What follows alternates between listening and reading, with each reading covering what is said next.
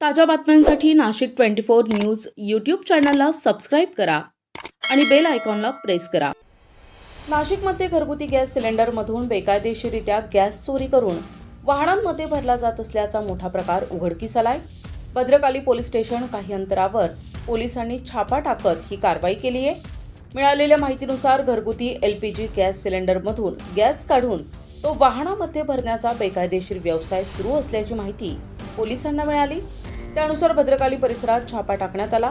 या कारवाईत 4 जणांना अटक करण्यात आली असून एक आरोपी फरार आहे.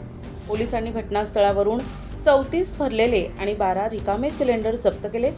तसेच 2 इलेक्ट्रिक मशीन आणि छोटा हत्ती वाहनही जप्त करण्यात आले. या प्रकरणात एकूण 3,75,750 रुपयांचा मुद्देमाल हस्तगत करण्यात आला असून भद्रकाली पोलीस ठाण्यात गुन्हा दाखल करण्यात आलाय. पुढील तपास पोलिसांकडून सुरू आहे.